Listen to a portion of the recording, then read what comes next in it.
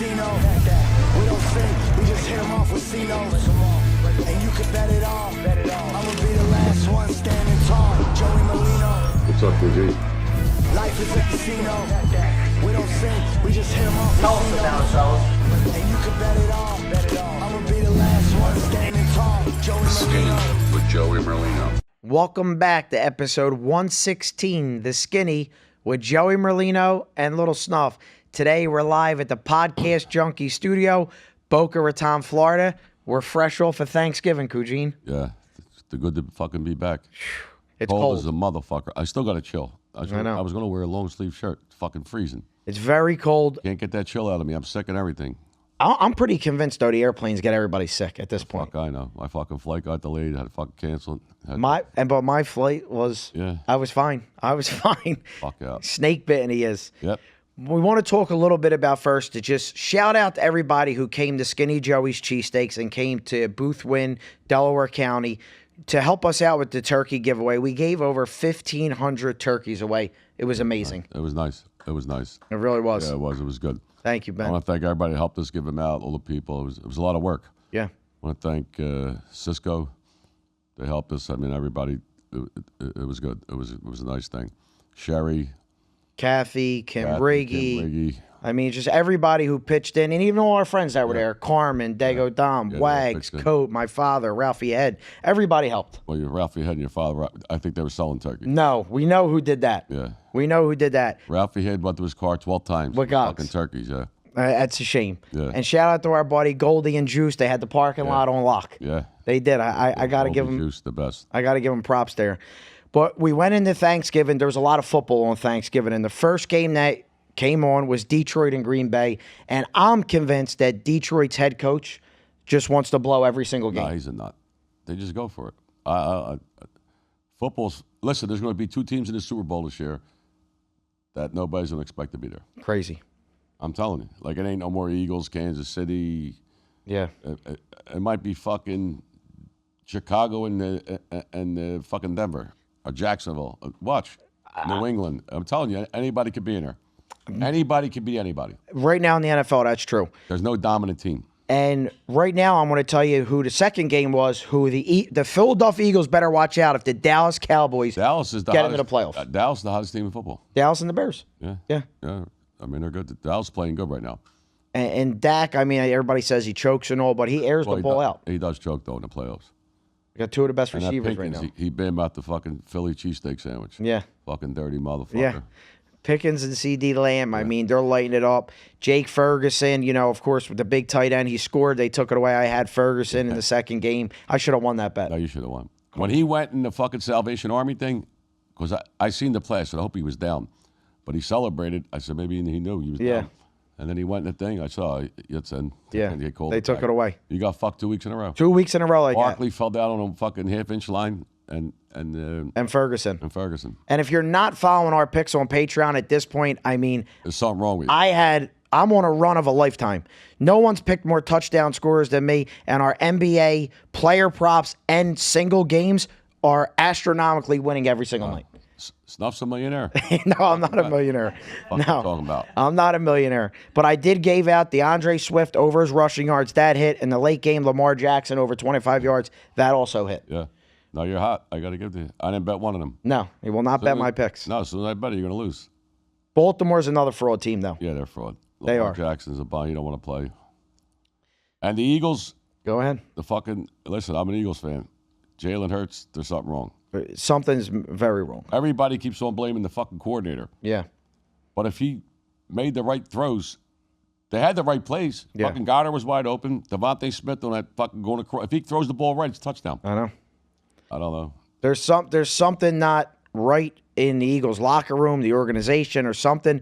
But it looks like the offensive line's a big problem also because Barkley can't get 2 yards. He don't go on the center though. I know. I don't. And he used to run. He don't run no more.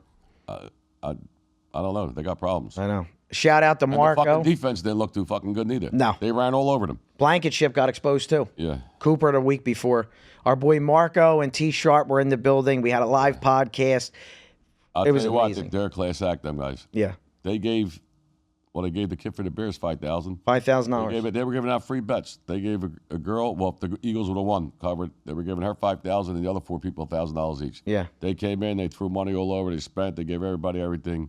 It was That's great. my boys. They're class acts. And they're knowledgeable. They know a lot they about know their props shit. and sports. No, he bets. He bet $100,000 on the Bears. I know. Show me on his phone. I don't know. And I bet the Eagles. I gotta be on fucking crack. But the thing is, we know the result of what's happening on the field. And it seems like it doesn't matter because when you're an Eagles fan and everybody out there, they just want this offensive coordinator going at this point. Yeah. Somebody's got to lose their job. I don't want nobody to be jobless, but something's wrong. Well, Sirianni called a fucking plays. He called them a couple years ago. He went for 2. For what reason? I don't know. They can never. That was the dumbest play of the game. I don't even know what the fuck. You watch all football. I don't know what the fuck they're Yeah, like last week in football, like Miami Dolphins, they couldn't wait for the Saints to come back in the game. Yeah. They just take their foot off the gas. Yeah, it's all.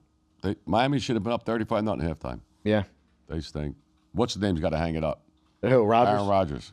Go lay the fuck down. Go smoke fucking. What'd you take? Mushrooms? Yeah, he likes to hallucinate. Yeah, go hallucinate, you motherfuckers. He shouldn't even be in the NFL. Yeah. He's fucking horrible. Yeah, his main thing is to go into a dark room for like 48 hours to hallucinate, and then he comes out. I don't know what it does. Go there for fucking 48 years because he fucking stinks. Oh, Josh Allen had a win though. No, Josh Allen's good, but Rodgers is done. Done. Right now, who do you like as of right now as the best quarterback in the NFL right now? Are you going with Stafford or Drake May? I like May. I mean, I like Stafford. I think's better. He's got more experience. Yeah. But May's going to be good. He's going to be really good. Really good. They could be the underdog to go to Super Bowl this year. Yeah, they could. They could be. The Bears, I mean, they have a good record. I don't think that they could get there. Why not? Really They're don't. playing good. I just don't think they're there They yet. got a good coach. The play calling's unbelievable. Yeah, it is. They fucking play calling. It is. He had the Eagles all balanced the whole game. Running, passing. No, they're good. Eagles better watch out. Anybody can win. There's no dominant team. No. Kansas City's done. I told you that. You said they weren't going to make the playoffs. Yeah. 2 weeks ago, you showed me. 3 weeks ago, they were favored to win the Super Bowl. Yeah. And I was arguing with you. Then you pulled it up on the thing. Let's see what it is right now real fast. Who could win the I said, Super how Bowl? the fuck could they be favored to win the Super Bowl? They might not even make the playoffs. Let me see. They ain't going to make the playoffs. I know. Let me see real quick. They're going to lose. Thursday. When it's pocket, they're going to play Houston. So here's the Super Bowl rankings right now for the favorite. The Rams at plus 470, Seattle plus 850, Green Bay plus 950, the Eagles 950, Buffalo 1,000, and Denver plus 1,200. New England's not even in there. Where the fuck's Kansas City? Kansas City is plus 1,700 right now. They ain't making the playoffs. Yeah. They're done. The Bears got value at plus 2,700. Yeah. That's not a bad bet. Not a bad bet. I mean, the NFC, anybody can win. Yeah. Well, today we have an extremely great podcast. We have 2 lawyers coming on the show, and we're going to talk about the case of Marty Taccetta. Yeah, we got to get Marty out. I mean, just wait for the lawyers to hear what they did to this guy, 33 years in prison. They got to give him something, give him a pardon, let him the fuck out. The guy's innocent. 33 years, what the fuck? Yeah. I mean, it's crazy. We got Marco Laracca coming on as attorney, and John Vincent, 2 great attorneys. They know the case. They've been working on it for fucking 33 years. They've been working on it, Night and day. Yeah, so they'll explain everything to you. We need Christmas donations. We're doing over 100 kids with Sherry, bikes, coats, toys, sneakers. We're doing kids in St. Monica's and kids in Brady. Yes. We're going to do it 3 nights, and then we're going to go to houses, and we need donations. All the money's going to a cause. You could fucking, what do they call it, audit, fucking IRS, whatever the fuck. It costs us money. Every year it does. Every year. And then we'll go to, our neighborhood it's stores. fucking good. It's for the kids. What the fuck? Don't be cheap. Yeah, the link's in all the bios. I'll post a link on the stories like we do. Make sure you click on there. Make sure you send donations. And now we're going to bring on our first Oh, wait, lawyer. let me I got to Oh, yeah, Scott yeah, yeah. Bernstein, you motherfucker. Yeah, get him. This motherfucker from Detroit, that bald-headed motherfucker that comes on. He keeps on talking about me and my friends. Everything you say is a fucking lie. I don't know how the fuck you get up there and say it. Well, I won't sue you. I'm not a rat. So that's why you could say whatever you want about me. I would never I don't sue nobody. But you got to stop everything you say, and you say your sources. You ain't got no fucking sources. It's you, motherfucker. It's you saying whatever you just want to say. So whoever's watching this, go watch it. The guy's a fucking nut. Everything you say about me and my friends is a fucking lie. We don't talk about you. We don't give two fucks about you. You fucking dirty motherfucker. I don't. After he says the things, I hope that he rewatches them and says to himself, No, the "What guy- the fuck am I doing The here?" guy's a fucking nut. Just keeps on talking about us. You don't know us. You don't know my friends. You ain't never been to Philly, you motherfucker. The only one you know is Philly and Eddie. That's probably your lover. Sick. It really is. No, you're fucking sick. Haters, Joe. No, sick. It really is. So let's bring on our first guest, and then we'll go from there. We're live here at Bucci's Jewelry and Design, located in Conshohocken, PA. Make sure you come check them out before the holiday season, after the holiday season. Don't forget, they also do cash for gold here. If you want anything done with your old jewelry, they can customize it just for you. We know jewelry's sentimental. We know you want to keep it. Maybe you want to do a nice new design. They can take care of it all for you. When you come in, tell them Little Snuff sent you. I first met Marco back in 2000. What was it, 2? I was fighting the Sedano murder in Newark, right, Marco? Yeah. Newark Those Federal are Court. 2000. Yeah, I went to trial in Newark, and my attorney Eddie, we were on the road. We were in fucking Newark. We're from fucking Atlantic City in Philly, and we didn't know the area, like the jury selection. That's one of the most important things of the fucking case. Mm-hmm. So Eddie said, "Do you know a lawyer up here that could help us?" I said, "Yeah, we got Marco," and he came. He did our whole jury selection. That's amazing. And I was acquitted. He did a great job. Actually, it was Sebastian in there. Yeah, Sebastian got into Yeah. my partner. So at the time, I was only practicing a little bit. Yeah. Yeah, Sebastian had the experience. Yeah, no, it was good. I won. Me and Ed used to go on the road. I won in Philly, Camden, New Jersey, Federal Court, Newark, New Jersey, Federal Court, and Southern District in New York, Federal Court. 4 cases on a road. 4 cases on the road. But yeah, you and Sebastian did a great job. Thank you, pal. Thank you. I appreciate it. You're here to do the podcast. Yeah, thank God we're here. The motherfucker's looking to put the needle in my arm. Crazy. Can you go over for all our fans out there that are just going to be new to this case, just explain to them a little bit about what is going on with Marty Taccetta? Yeah. And Johnson Canick, as you know, is coming on right after. Yeah. Appeal, and he's going to go through the full procedural history and everything, right? And but basically, John, after all the convictions, everything, was able to receive dental records. The fact that dental records were sent out for examination to the FBI lab, that wasn't disclosed during the trial. It wasn't known for years later on. So we went back to court on a PCR on that application, and we had a hearing down in Ocean County. Was it last summer or the summer before? Right, two summers ago, I think, at this point. And and ultimately, it went well for all intents and purposes. We thought we won it, but of course, here we are, and now it's up on appeal, and John's taking care of the appeal. So, and why the dental records were important is Marty was at the dentist. He was at the dentist on the day of the murder, right? Everybody knew that. The dentist was up here in West Orange in Essex County. The murder was down in Toms River. It wasn't exactly at the same time, but it was like within an hour difference, but he had like a root canal. So they, the investigators did a dry run. They said, look, you can make it back in an hour, which was the most preposterous thing ever, because what are you gonna do? You're gonna go down Toms River, kill somebody, change your clothes, get in the car, run up and get a root canal. I mean, it made no sense. Right. But there was an issue with the dental records, and there was, concerns with the dental records that kept them from utilizing it because they didn't want anything to seem suspect. But the FBI analysis actually confirmed that the dental records were good. The date was good, and the defense absolutely would have been able to use those records. Mm-hmm. Now, the state argues, well, he beat the murder anyway, right? He beat the murder because he wasn't there. There was no evidence. And, so he beat the murder. So what's the difference? There's, no harm, no foul, but it's as you know, Joey, that's not true, right? You would have been able to utilize that to challenge the state's entire case. If they're thinking about that, what else doesn't make sense? Right. Use it to cross-examine informants. You could challenge the case. You also don't know what the jury's thinking. Right. The jury might be like, well, maybe he didn't do it, but they're saying he did it, so maybe we'll find him guilty of something else. You just don't know how it affects the entirety of the trial. But regardless, what there's no question of is he was entitled to it. He was entitled to it. He was fighting for his life. He was entitled to it, and he did not receive it. There was no question he did not receive it. And And that's ultimately where we're at. So we had the full hearing on it.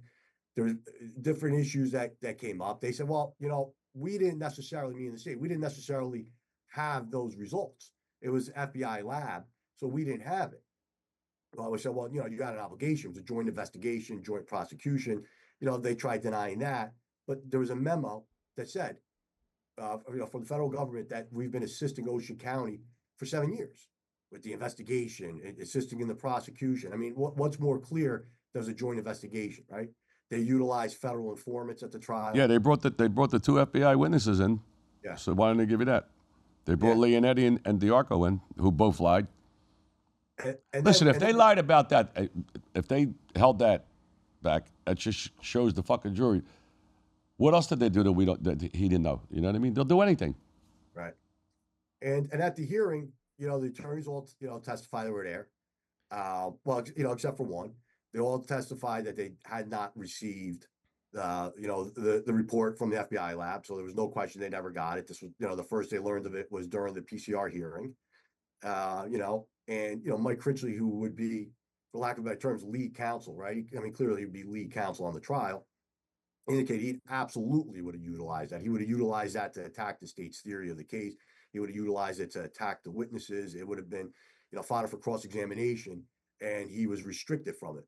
But more importantly, they abandoned the alibi, which again, he ultimately beat the murder, but they actually abandoned the alibi because there was question as to the dental records. So think about that. He didn't get it, and there was a question. I mean, again, he ultimately beat the homicide, but he got the same sentence as if he did lose, right? He's doing life plus 10. So I mean, what difference does it matter at that point? And Nicolette was like the expert on the dental records. Nicolette. So she got the lab results. She went through with the judge, and ultimately there was like discrepancies there. Hi, Nicolette. Thanks for joining us. Hi. Nicolette did a good job. Thank you. It's just rigged. You can't beat the system. Yeah, it definitely was a tough one there. Unbelievable. So when they wanted to provide the records, they just won't allow it. The FBI just would not accept them. No, the FBI had them. They didn't give them to the state, right? They didn't give them to Jersey. So they did. I mean, listen, we believe they did. It just wasn't turned over to us. But New Jersey indicated they didn't have it. Right. But whether they did or they didn't, they had an obligation too. Yeah. An obligation. Right. They didn't give them the use. Exactly. So he's fighting for his life in there for 32 years so far. 33, right? 32, 33? Yeah. Well, that's the other thing too, right? So 2005. Again, I was a little bit older than when Joey, then we helped you with the jury selection, but a little bit. I was like Nicolette's age then. I told her if he doesn't get out now, she's taking over and she's got Marty for the next 20 years. Yeah. We had the case in Ocean County for ineffective assistance of counsel.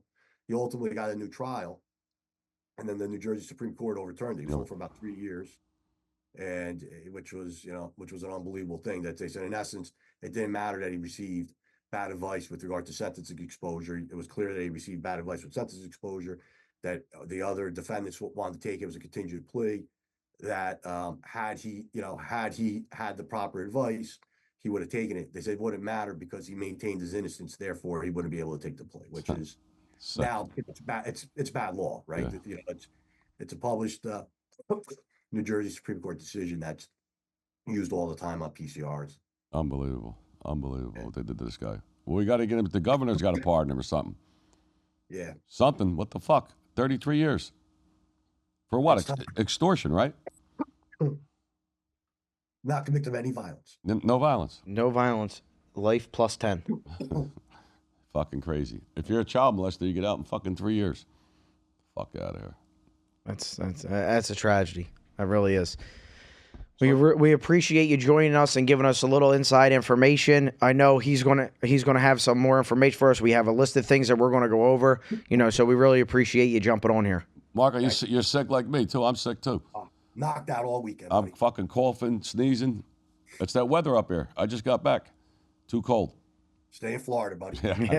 Nice seeing you, my friend. Thank you. I just want to thank everybody for coming today. This really means a lot to all of us. It's a beautiful thing to just see all this, and I'm a big believer in trying to be a staple of the community, and there's a lot of people here today that have been leading examples of that. If you could aspire to continue to give and do things with love first, you're always going to turn out to be successful. When this ribbon's cut, we got the best Philadelphia cheesesteak and hot honey wings inside. Compliments of Skinny Joey's Cheesesteaks, our good brother and friend Joseph Perry, aka Little Snuff, biggest podcast out there, The Skinny. If you don't know, get on it and you'll see Automotive Avenues in their next commercial. God bless everybody. All right, so we're going to proceed. We had Marty Taccetta's lawyer, Marco, on first. Now we have Marty Taccetta's lawyer, John, coming on the podcast. He's going to go over some documents that he has. We're going to break everything down.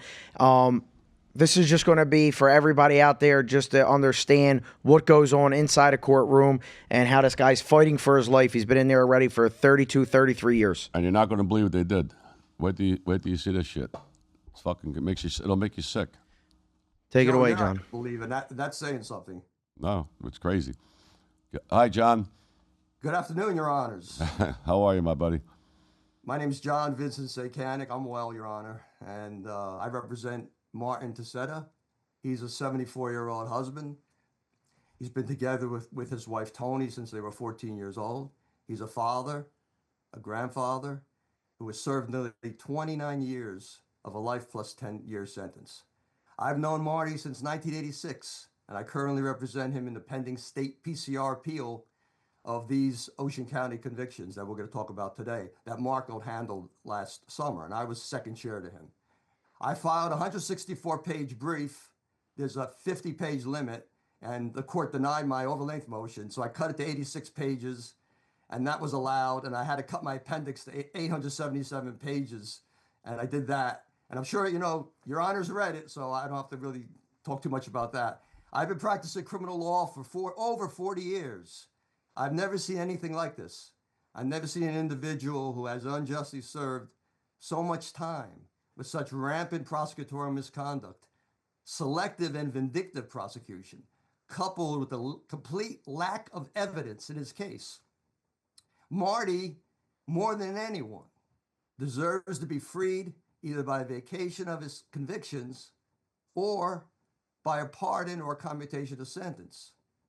Not only are the two RICO theft by extortion convictions the results of the slimmest of evidence and the result of gross prosecutorial misconduct, including a finding of suppression of state's evidence by the PCR judge last summer, but Marty's sentence is also grossly disproportionate to his offenses. His 1993 criminal convictions involve no death, nobody died. He was acquitted by the jury of the Creparata homicide, involves no violence, no guns, no weapons, no drugs. Even the two purported theft by extortion victims testified before the grand jury they had never been threatened, and they did not even testify at trial. There's really no evidence, and we're going to get into that. May I proceed? Yes, sir. Marty's been unfairly targeted by the government since 1976, 50 years ago, when he was only 25 years old, when he was charged and acquitted by a judge, which never happens, of a murder of a state senator's son. A document, a 302, obtained, of course, after the trial, states, and I have it here, this is Exhibit 1 that I submitted to the court. On December 8th, 1976, redacted advised that he received information that Thomas Ricciardi is responsible for the stabbing death of Senator Dowd's son in West Orange, New Jersey. Currently on trial for this murder are Martin Taccetta and redacted. Both individuals are expected to be found innocent. So there was such a slim case, the judge actually threw it out. I mean, you hardly ever see that. But God forbid the federal government revealed this. I mean, that would have been playing fair. That would have been the right thing to do. How come they always give you this? They always give the defendants the stuff after the convict or after the case, whatever, acquitted, convicted. It's always after. So you serve 30 years, right? And even then, it's tough, which I'm going to get to. But, you know, the federal government, this is 50 years ago, so it never ended. It's the most powerful organization in the history of this planet. The United States federal government, like everybody says, they won 2 world wars and they print their own money. That's it. And I got to tell you something. It's a dangerous thing when they come after you. As you know, Your Honor. Tell me about it. What happened was, in the 80s, the federal government decided to go to war on alleged organized crime families with the RICO Act. And there were prosecutors, a commission case, Philly case, Boston, Tampa, Chicago, everywhere. Everywhere there were these RICO indictments. And what happened was, in Jersey, they had a 10-year FBI investigation. And on August 19th, 1985, they indicted Marty and 20 others in United States versus Anthony Asatoro et al. The problem with the government's case is it was just basically a cosmeticized gambling case. That's all it was. There was nothing more to it. The irony is that the witnesses they brought out were worse than what they were accusing Marty and the other defendants of being. And I was just a kid. I was the kid at the trial. I was on that case for 2 years. And Miles Feinstein was my mentor. He sent me there for 2 years. And Miles summed up and did the cross. But unfortunately, Miles died 2 years ago. He was the greatest criminal trial lawyer I ever saw. He was friends with Eddie Jacobs, friends with Bobby Simone. And again, I was there with the 20 best lawyers and the 20 defendants. One day I'd go to lunch with the lawyers. One day I'd go to lunch with the defendants. And the worst witnesses you could imagine were presented. Jackie's cousin testified. Yeah, Fat Jackie's cousin. That's the Joey one. Lonzo. Yeah, that's the one that had AIDS and he accused Jackie of shooting him or something. No, he shot Jackie. He shot Jackie. Yeah. Joey was a heroin addict, Yeah. diagnosed with schizophrenia, who had received shock treatment. Okay, he had a long history of arrests. He once threw a log through a woman's window, went in, then ran down the street naked. So he had a feeling that Jackie was cheating him out of a gem business they had. So Jackie was sleeping. While Jackie was sleeping, Alonzo shot Jackie 5 times. Boom, Yeah. boom, boom, boom, boom. Jackie looks at him and says, "I love you, cuz." So what happens? Who gets arrested? Jackie. Yeah. Alonzo goes into the program. He's the star witness in our case. Yeah. Another guy, William Hawley. In 1967, he robbed a mom and pop. He went in and he killed the 80-year-old proprietor, 80-year-old man. And in those days in Jersey, you only did 17 years. He got out in 17 years. He could have got out in 15 years. Now you do 66 years. Even though the prosecutor of Monmouth County said he was violent and dangerous. Then he became a drug dealer and he got arrested. He was broke and the government took him in. He testified at our case and they gave him money and a new identity. Alan Amador was a drug dealer. He was arrested by the feds. He was looking at 40 years. So what did he do? He testified against the guys. So Robert Rudolph wrote a book. This is Exhibit 2. The Boys from New Jersey. Yeah, I read that. Fantastic true story of how the Lucchese crime family escaped justice by Robert Rudolph. A fantastic book. I suggest that everybody should read that book. They made a movie out of the case. Find Me Guilty. Yeah, I With remember. Vin Diesel playing Jackie. Yeah. And Jackie really turned the case around because he made everything into a joke, which it was. Yeah. It was a gambling case. That's all it was.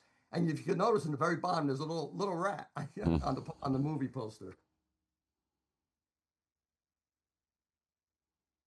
The New York Post had a front page, and this is the 2-page spread. Can you see it? Yeah. Yeah. This is me, August 1988. This is Marty. And this is Mike Critchley, who's right now the top lawyer in New Jersey. And he actually is a very big part of this case. He testified at the hearing last year. 20 Lucchese hoods get off scot-free. That's the headline. That was the longest RICO in the country, right? 2 years. The longest federal criminal trial in I the got history a of the trial for 2 fucking years. Up and back. Yeah, and I think Fat Jackie and Jerry the Jew were detained. They used to go back every what day. What happened was Trump's sister. Yeah, gave Trump, him Barry 30 Carrot. years- Yeah, Gave him 30 years for drug dealing, and they wanted to make him rat. They never did. But they brought them into our case only to dirty up this case. These guys, it was bookmaking. Marty hates drugs. Yeah. All these guys hate drugs. They brought them into this case to dirty them up. That was why. Yeah, that's what they do. Trump's sister gave him 30 years. Mm-hmm. And that's why Jackie, when he did his summation, said, find me guilty, let them go home. The Daily News, this is the front page. After 21 months, this is Exhibit 5. After 21 months, 850 exhibits. 89 witnesses, Only Jesus. 14 hours deliberate. 850 exhibits, and only 14 hours of deliberations. A jury finds 20 reputed mobsters not guilty, as Michael and Anthony Asaturo, who became a cooperator. That's why they hate them. You can imagine how hot the government was. Mm-hmm. They were embarrassed, humiliated, angered, vindictive, because they are vindictive. They just don't stop. The feds have a 95% conviction rate, and there's a reason for that. It's all slated to favor them. As to the state's proofs in this case, there was no eyewitness identification of Marty, no scientific evidence, no DNA evidence, no documentary evidence, no video or audio recorded evidence linking him to any crimes. An investigator in the Ocean County Prosecutor's Office testified that the witnesses said the assailants were wearing masks. Again, I can't overemphasize this. The purported extortion victims, the two brothers who owned the vending company, did not testify at trial. They did not. They did, at the grand jury, they said they weren't threatened. And also, Charles Pinky Costello exonerated Marty. He testified. He was very old at the time. He was allegedly with the Bruno Scarfo family. He exonerated Marty and testified it was Michael and not Marty who got the ball rolling, which directly contradicts what Phil Leonetti would testify to. That lying motherfucker. So, How many lies he get caught in? So Marty's basically serving life plus 10 years for essentially having had dinner on a few occasions with Phil Leonetti. It's a conspiracy to mangiare. That's what it basically was. And, you know the story about Leonetti. He went to trial with all of them on the RICO. And after he was convicted, he cooperated. And I'm calling him a serial killer because he admitted personally doing 11 murders. And he served less than 5.5 years. He was allegedly the former underboss of the Bruno Scarfo. Yeah, he was on my father's case. He got Yes. Listen, the first time he ever got convicted, he cooperated. He did less than 5. He did about 3 years, 4 years, 3 years. He killed Well, I 12 believe people. he actually did 5.5. Well, that's what they gave him. But they move him to safe house. So they ain't in jail. The fuck out. Okay. Even 5 years. That's fucking. You get more for drunk driving. So he was the one witness. And he kept all Nikki's money. He robbed all Nikki's money. Jewelry, Well, everything. Nikki stood up and your father stood up. Motherfucker. So the second serial killer they relied upon was Alphonse Little Al Diarco. He's the former crime family acting boss of the Lucchese family. He wasn't even arrested. He just walks into the FBI in New York and he never did any time. And not only that, he got over $2 million to relocate himself and his family. So he was never arrested. He just volunteered, walked in, got $2 million, and that was the end of He him. got $2 million, new house, new car, new identity. His whole family, everybody. Whole He wasn't family. even arrested. It's actually Anyone. mind God blowing. bless America. And he, on the stand, he testified he would lie to stay out of prison. And he testified that he would lie to protect his son because his son had a capital case in California at the time. They could have sought the death penalty. And what happened with him? What happened with the son? Excuse me? What happened with the son? He probably got probation. Yeah, no, he got in the program. Yeah, He went with got him. right out. They moved them all. He went from the death penalty to a new house. Fuck out of here. What a pool. So, and Crazy Little and Little Al, they wrote books. Yeah. Of course they wrote books. And, the best story they told was at our trial. That was the best story that they told. So Leonetti testified in June or July of '84, he had dinner at Chef Volo's restaurant in Atlantic City with Marty and Ricciardi. And this is what he testifies about. Marty was telling me how Tommy Ricciardi really gave it to this Jimmy Sinatra, Vincent Craparata, with the golf club. He said he really laid into him, and he said it's better to use golf clubs than baseball bats when you hit somebody like this. He said, because baseball bats could break. You know, they do a lot of damage, but they don't break. That's his testimony. Like, it's very damaging testimony. Of course, it wasn't true. When he was asked if either Marty or Ricciardi gave a reason for the killing, he testified, quote, they wanted to, meaning the brothers who had the vending company, they didn't want to pay anything. They were trying to shake him down for his business. Basically, there was allegedly a beef between the Lucchese family and the Bruno Scarfo family about a vending company. And that's why Craparata was allegedly murdered, in order to scare the nephews into, paying. That was the theory of the state's case. And there was another meeting in Florida, and Leonetti said Marty was there, but there's no question Marty had absolutely nothing to do with that. Nothing at all. And I have a 302 from June of 90, which is before the trial, which contradicts his testimony. And I'm going to get to that later on. And Alphonse D'Arco, his testimony was that Marty allegedly said Tommy Ricciardi, and he had the police after them because, quote, we whacked this guy, Craparata. We whacked him over some joker pokers with a golf club. We knocked his head in. However, same thing.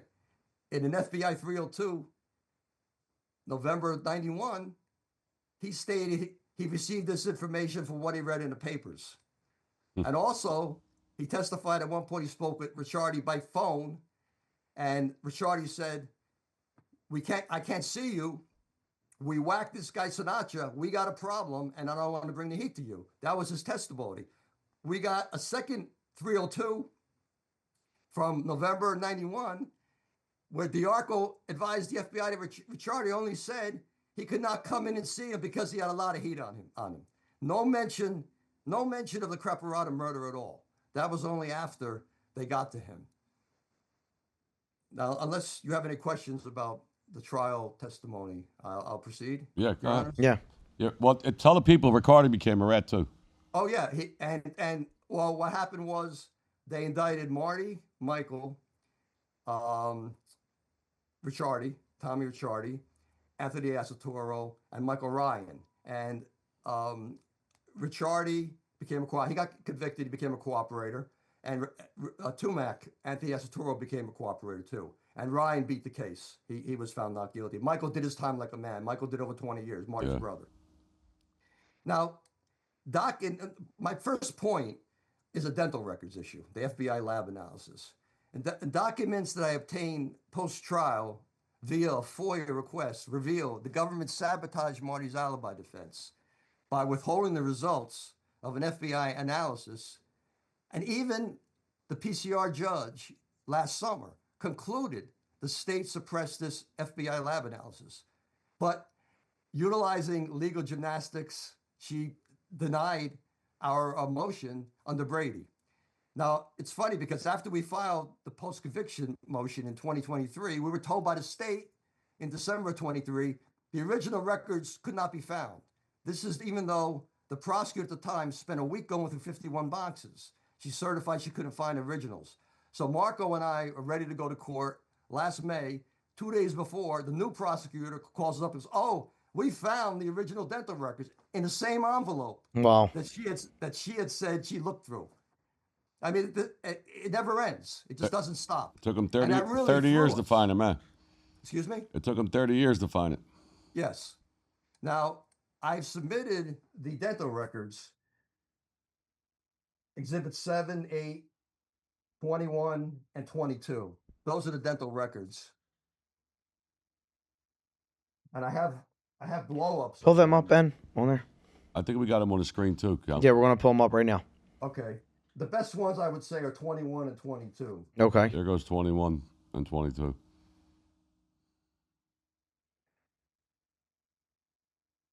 So, may I proceed? Yeah. Go ahead. So, the prosecutor talks to the dentist on February 21st, 92, which is like a year and a half before the trial. Of course, we don't get this. I get Right. it from FOIA. We never get the interview. He was retired at the time, and obviously this is, 8 years after he saw Marty. But he says they showed him the records after reviewing same. Dr. Keene advised his records indicated he treated Mr. Taccetta on June 12th, 84, and that the treatment involved the installation and adjustment of an oral appliance. June 12th, 84. Okay, that's the time that Craparata was beaten to death. 70 miles away. Craparata was beaten to death in Toms River, and Marty's dentist was in West Orange, 70 miles away. You obviously can't be two places at once. So we're never given that. That's good for us. Then a month before trial, he speaks to the dental assistant. And she also indicated, Exhibit 17. She also indicated that although it was her handwriting depicting Martin Taccetta's June 12, 84 appointment, it was not her handwriting in the corrected segment. So she verifies that it was good, the time, that it was the correct and proper time, okay? On the second page, this is what the state wrote. Ms. Soretto said that, according to Martin Taccetta's dental records, his appointment was to tighten an appliance, which would have been a short visit. Now, this is not correct, because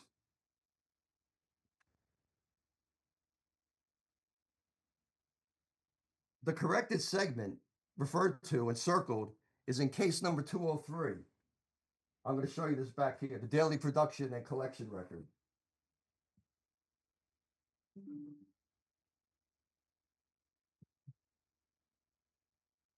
This is the daily production and collection record. Right. Can you see that? Yeah. Mm-hmm. This is the most important document there is, okay? Now, the amount paid by Marty on his date has no bearing, that's here. It has no bearing on anything, what he paid, doesn't matter. But they use this, that it looked a little funny, like maybe he, changed the prices, gave it to Compton. They use that to send all the records to the FBI lab. Can you see what I'm pointing to here? Yeah. I know. Okay. So this was an excuse to send everything to a lab. This is the most important record there is. This is it, okay? Because this is June 12th, 84. If you see the top here, June 12th, 84. And Marty, 11:30, Marty's name is here. That's it. The records reflect Marty was at the dentist at 11:30. And this isn't at the top or at the bottom like somebody wrote it in, but it's clear this record shows that he was there. Now, on page 2 of the memo, the state writes, the assistant said, according to Martin Taccetta's dental records, his appointment was to tighten an appliance, which would have been a short visit. This is a false statement because the actual procedure was she gave Martin an ortho appliance and adjustment. It wasn't just to tighten an appliance. And I know it's a little confusing, but this is, when I show you the dental record here, this is the dental record. Can you see this one? Yeah. This is the one they said was tampered. They used an alleged tampering with that one to send this down. Okay. Now here, 6/12 gave Martin ortho appliance. That was all done on one day. They send it down to the FBI, and they come back with a 7/9 in here. So they tried to make it look like there was one here and one here, separate dates. Wow. That's not what she said. Okay. I know it's a little confusing, and when you don't have the documents, but am I making myself clear? Yeah. I get it. Yeah. Now this is what comes back. Now bear in mind, we never got any. I got it through a FOIA years after. We never got any of this. So right before trial, the prosecutor's sending down records to get analyzed, and he doesn't tell anybody. We don't know. So this is what comes back. This is what they do an analysis, and they say here, 612 could be 712, possibly. That's what they write, possibly. Okay, the defense didn't write any of this in. I just want to make that clear. Right. It's first of all, it's years later, but it wasn't us. So I mean, it was, who was it? It had to be somebody with the state or the FBI. I just don't know. And there's no way of knowing at this point. But this is what they do. They write appliance adjustment 79. See, it's not here. They make it look like it's separate. And then they make 712, which it kind of doesn't even make sense, because why would 712 be before the 79? Right. But this is what I took a picture of the dental records when I was in court. That's what this is. But you can see that. Am I making myself clear? That you Yes. understand Yeah. that point? Yeah, Yeah. they fucking lied. They held it back. They lied. They tried to change it. You could tell they tried to change it. So The fuck does a 7 look like a 6? So this is May 28th, 93 from the prosecutor. This is exhibit D9. Okay. He's writing for the dental records to be examined. He says the only actual evidence offered to support his alibi consists of a few pages of dental records which facially appear altered. That's what he writes. Mhm. You see that? Yeah. I have circled and read those areas I wish analyzed. Again, it is our belief that the date and time Mr. Tacetta's appointment may have been tampered with. Okay. He doesn't tell this to anybody. He doesn't give this letter to anybody. I mean, he claims he did at the hearing last summer, and the judge didn't believe him. The judge went with the defense attorneys, including Critchley, who testified. But it's worse because the FBI, this is D23, on June 2nd, they send back documents that they got, okay? They send back card number 202. You see this 202? Yeah. Uh-huh. That doesn't matter. That one doesn't matter. It's the 203 that matters. 203 is the one that lists all the patients. This one. There's no Right. way. There's no way Marty could have made up all these people. These are the real names. This is the Right. redacted. Right. Yeah. There's 13 other people. Right. And How come in Marty- front of him and behind him. Here, this is 612. Right here. Right.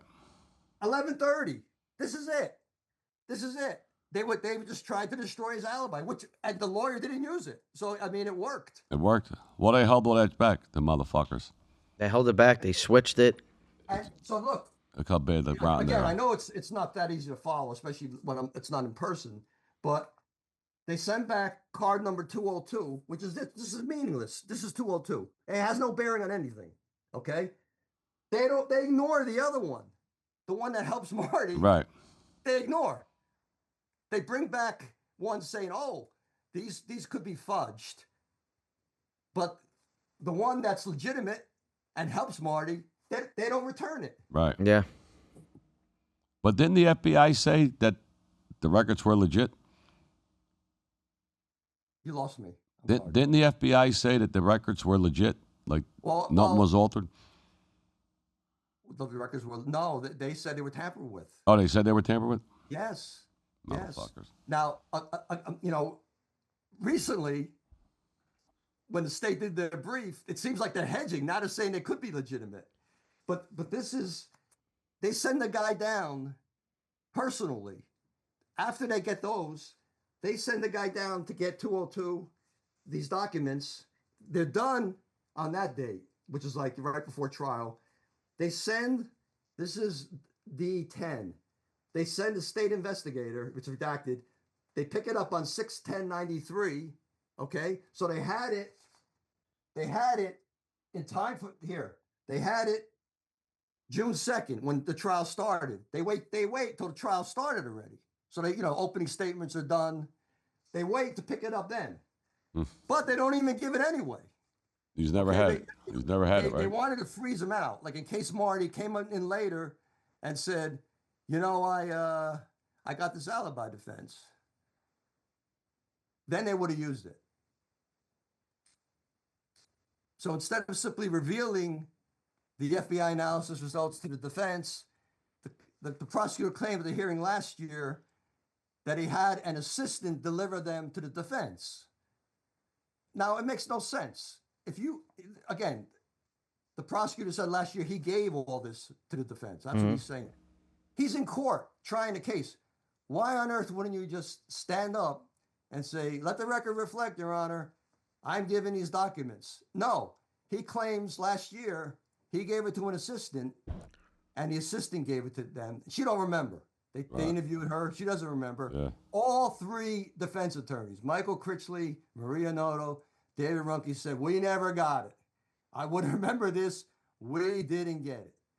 So basically, the FBI analysis confirms Marty was at the dentist on a date and time in a Craparana homicide, and he paid $175 for a dental appliance adjustment. This is positive, as it confirms the Craparana murder, but the state, his alibi, confirms his alibi to the Craparana murder. The state never turned this over, this FBI analysis, to the defense. And following evidentiary hearings last year, the judge found that the prosecutor did suppress this evidence. She found that. And somehow we still lost. And I'm going to go into how we still lost. May I proceed? Yeah, it's fucking disgrace. So this is, I'm not making this up. This is in the opinion by the judge. She does a 7-page analysis. Quote, this court concludes that the FBI analysis was not provided to the defendant. Thus, the first prong of the Brady analysis is satisfied. There's a 3-pronged Brady analysis: suppression, favorability, and then materiality. And they always screw you with the materiality one. Okay.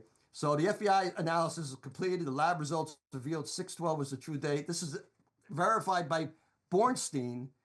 I mentioned this earlier. After we do our briefs, he writes a brief last summer, and he says it could be true. I mean, they're constantly changing their position.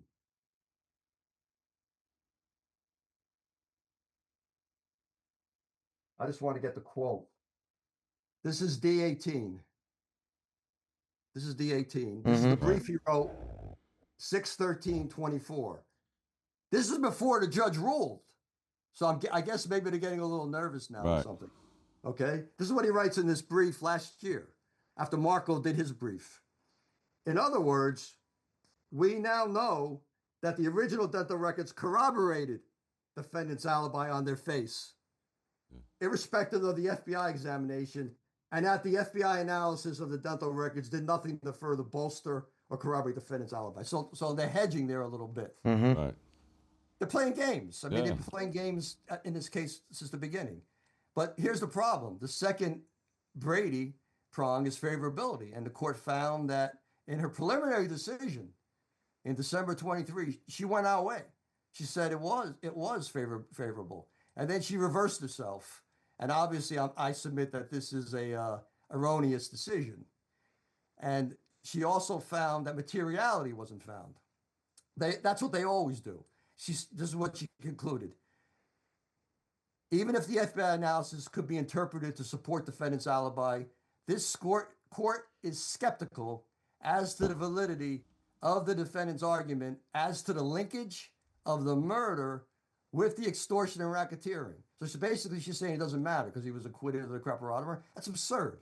I mean, the state's whole case was that the murder was the centerpiece, and they said the murder was to scare the nephews into paying tribute. That was there's no question about it. I mean, I could cite page after page after page, but basically that cannot really be disputed. So I'm doing the appeal, and obviously I'm raising this on appeal.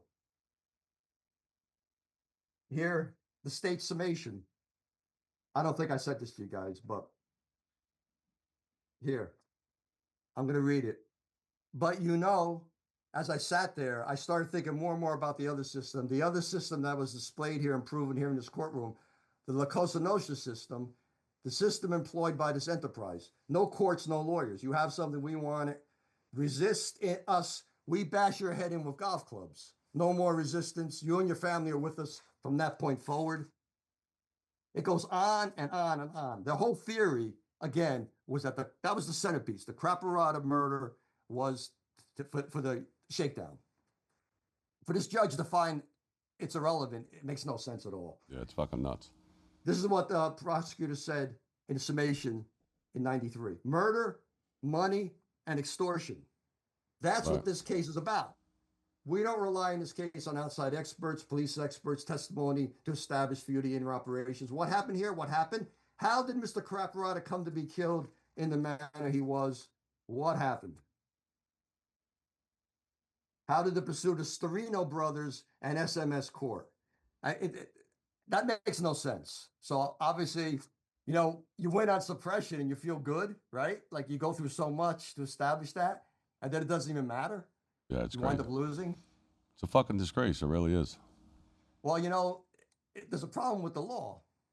No, there is a problem because if they lied about this, they probably lied about a ton of other stuff in the case. And that you'll never know of. The original prosecutor testified at the hearing last summer in May. And what did he say? Even he testified at the hearing. The murder was, quote, very material, unquote, to the extortion, both of which were predicate crimes for the racketeering. And so he said, no, of course, that's very material. And again, in closing, he repeated that was what he kept saying. You know, they murdered the guy for the shakedown. Yeah. I mean, so I don't understand that decision at all. And then she also says they could not be used to impeach Leonetti and Diarco's testimony. Why not? Obviously, proof that Marty was not involved with the Craparata murder would have seriously impeached the credibility of both Leonetti and Diarco, who testified that Marty admitted to participating in the murder. So it makes no sense. I mean, I got an appeal pending, and the law's tough, you know. And Michael Critchley testified at the hearing, and the judge completely ignored his testimony. And this is and Michael Critchley is the top lawyer in New Jersey. Yeah, he's a great lawyer. That's this picture behind me from 40 years ago. Yeah. And this is what he said. May I cite this? Yeah. Okay. We're not pressed for time, right? We got, about 10 minutes. Wow. I got so much more to do. Do you? Okay, there's two things that stand out to me. Number one, they're referring to sending documents to the FBI for investigative assistance. So that means now the FBI is part of the prosecutor's team, so they were entitled to that. Secondly, I would want to know, was there a written report? What was the purpose of the analysis? If there's no written report, I want to know why. Was there a discussion, an oral discussion about this report? Because it would seem illogical that you just get this 2-page document, read this, and say, put it in my drawer. There would have to be some follow-up. I would want that. Why would I want that? Why would it be important to me as I reflect back now? Because if it comes back and it confirms one of two things, either one works for the defense, one is that something I tried to do something with the records, it would not be Marty Taccetta, meaning tamper with them. So somebody was playing games, argument, that potentially someone on behalf of the state, it could be an argument, did something to alter the records to try to minimize or obliterate the defense. And he goes on. And Marty's trial lawyer also testified at the hearing last summer and basically says the same thing. And Maria Noto, who represented Michael Ryan, who was acquitted, she basically testifies to the same thing. I mean, I could go through everything, but like you said, we're kind of pressed for time. So if your honors are ready, I'll move on to my next point. Yeah, go ahead. Any questions? No, it makes me sick. I listen to this. Okay. Fucking sick. Here's the Leonetti 302 issue. This is my point 2. Okay. And I already discussed what Leonetti said. Okay. Now here's a 302. This is D11. D11. And I'm going to read from it. Leonetti knows Martin Taccetta and his brother Mike from dealing with them during the 80s. In 84, the Lucchese family and Leonetti's Philadelphia family disagreed over who would control a vending company located in northern New Jersey, owned by, the brother. Charles Pinky Costello, a member of the Philadelphia family, claimed this person belonged to him.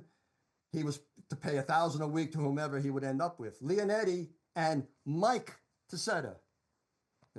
Mike Taccetta set to resolve the dispute, but could not come to a resolution. Scarfo made an appointment through Ralph Napoli to meet the Lucchese family, blah, blah, blah.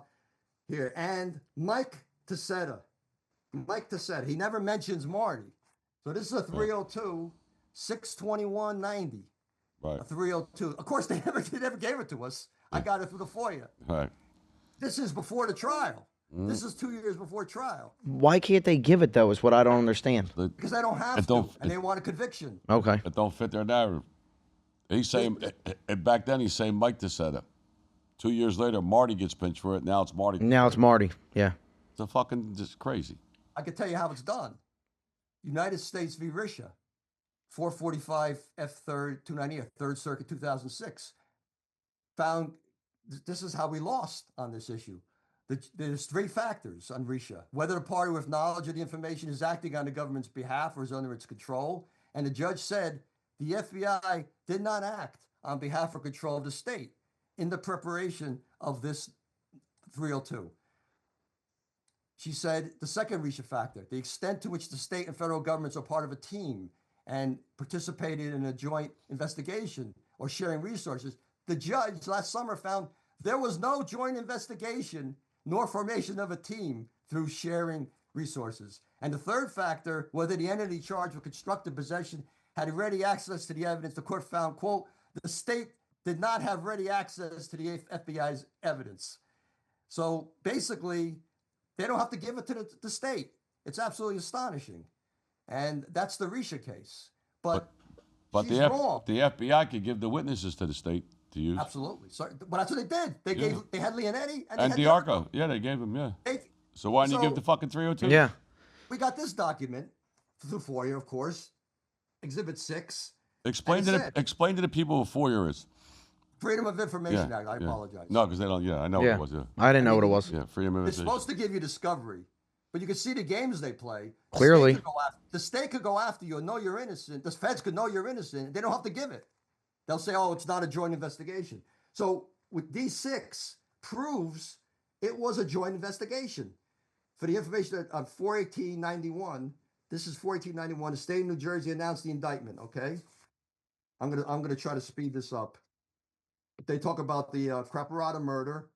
This is the part that's relevant. Throughout the last 7 years, Newark FBI continually disseminated information pertaining to this homicide to the Division of Criminal Justice. That's the Jersey State. Right. New Jersey State Police and Ocean County. That's who prosecuted Marty. Right. The State Police, Ocean County. It is further anticipated FBI agents will testify in this matter. Although the RICO trial, that's the Taceetta case, resulted in 20 acquittals, this investigation has produced redacted and the recovery redacted. Okay. In view of this, the Newark FBI arranged for the state of New Jersey to have access, what Joey just said, to federal cooperating witnesses, provided all material of evidentiary value, which had been obtained by the Newark FBI, and coordinated the investigation with the state. It should be noted that the overall assistance provided by the FBI in this investigative effort was highlighted by the state during the 4/18 press conference. I got newspaper articles. This is D20. The newspaper article says it was an FBI and state investigation when they had the indictments, when the indictment came down. This is a different article. This one here, this is again D20. This is the article. They tell the story of what was uncovered during a 2-year investigation by state police, the state's organized crime task force, the Ocean County Prosecutor's Office, Dover Township Police, the FBI, and law enforcement authorities in New York and Florida. Unbelievable. So, I mean, how on earth could the judge find Right. that this wasn't a coordinated effort? That's how he lost under the Risha case. All they got to say is, whoa, it's not a joint effort. Are you fucking kidding me? It's amazing, isn't it? It's fucking sickening. It really is. Could be a movie. It really could. Well, it was a movie. This will be part 2. Yeah. Find me guilty. Find me innocent. Find me innocent. Find me innocent. Just let him the fuck out. We need So, okay, the governor to pardon him. Believe it or not, it actually gets worse. I got the Craparata 302. I've been trying to get it unredacted like my whole life. I mean, it's like my crusade. This is the Craparata 302 from the FBI, Exhibit 12, okay? Source learned blank, that blank, during the time of the Craparata murder. Taceetta blank is that he was blank of the murder, or in either or.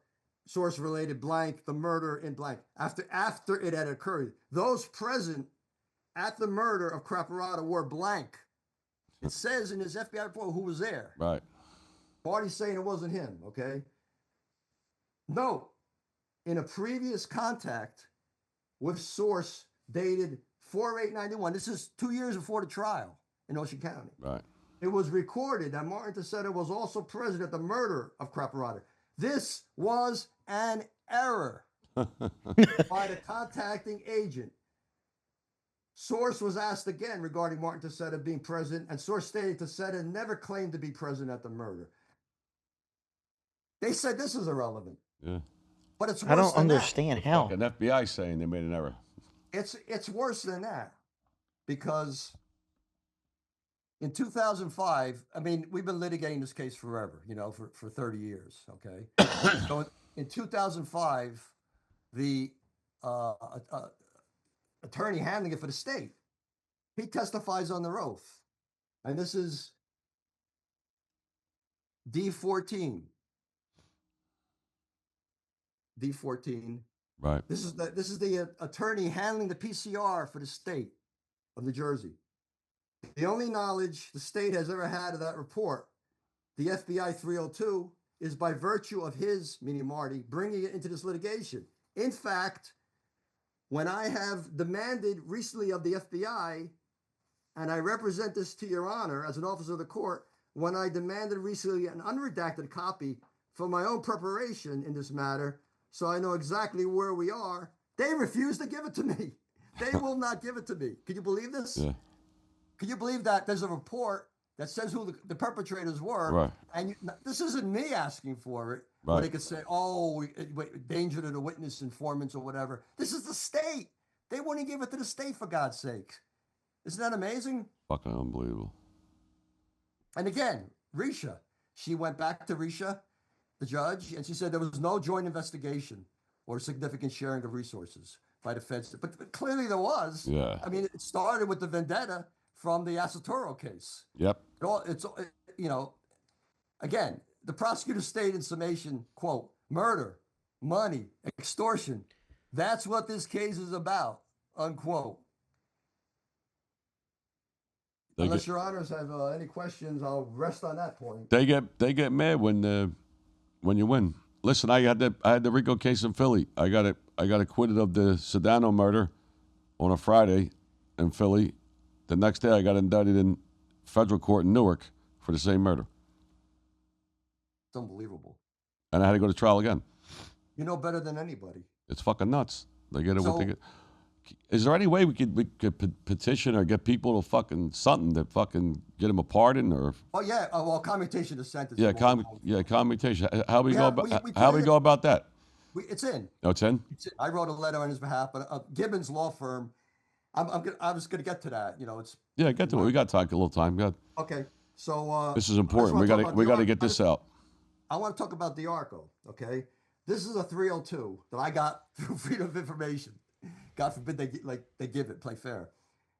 11/22/91, a year and a half before the trial. Martin Taccetta was involved in the murder of first name unknown Craparata, whereby Taccetta beat Craparata to death with a golf club in a dispute over vending or joker poker machines.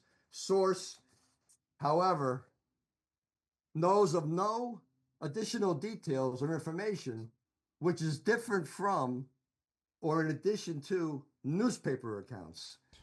So here he's saying he got it from the papers, basically, what he read. Yeah, he read out of paper.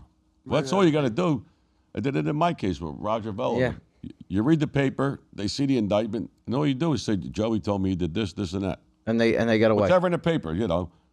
We were charged with a murder. It says in the paper, so-and-so was shot with a, 9mm. Yeah, Joey told me he had 9mm. Yeah. It sounds, it all, it's a fucking disgrace. It's terrifying is what it is. No, it's scary. And they don't know until you live it, till it happens to you. Your Honor, you know better than anybody. Yeah. Judge Merlino. This is the best court I've ever been before. I got to tell you. Probably. This is another 302, 11/15/91, the Arco. This is before trial. FBI 302, I got through FOIA, Freedom of Information.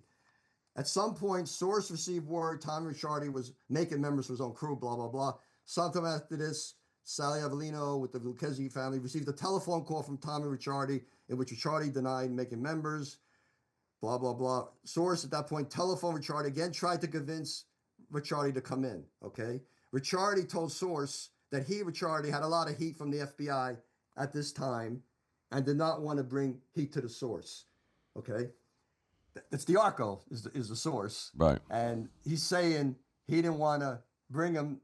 He had a phone call, which is like ridiculous. The guy's calling on the phone, number one. And I got heat on me, by the way. I got surveillance. I'm telling you this on the phone, okay? That's Exhibit 15. And I don't know if you remember what he testified to, the Arco. He changed his testimony.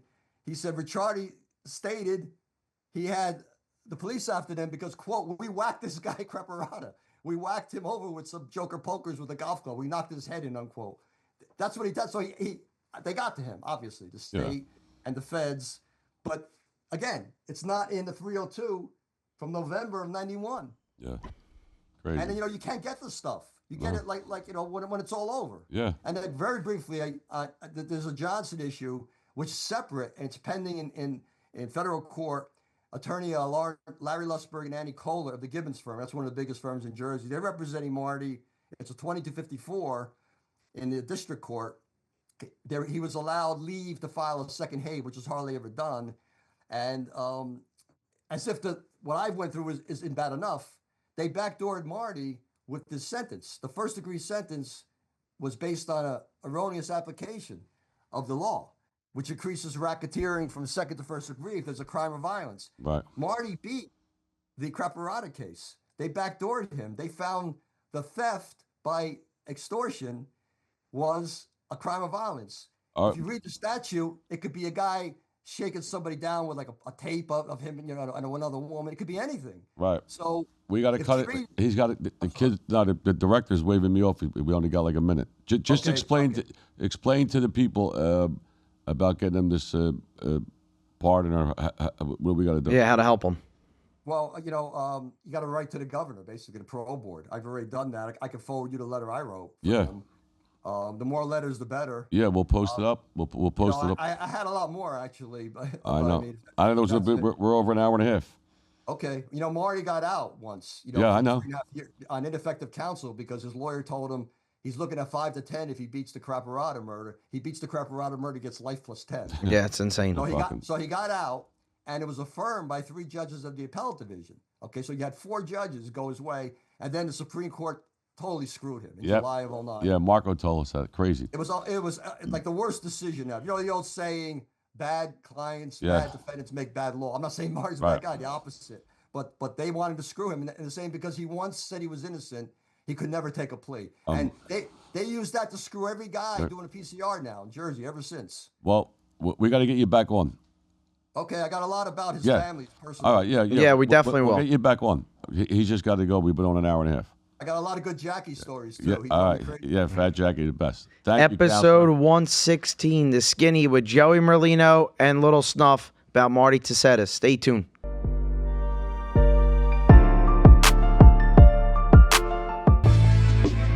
Life is a casino. We don't sink, we just hit them off with C-notes. And you can bet it all. I'ma be the last one standing tall. Joey Merlino. What's up, DG? Life is a casino. We don't sink, we just hit them off with C-notes. And you can bet it all. I'ma be the last one standing tall. Joey Merlino. With Joey Merlino.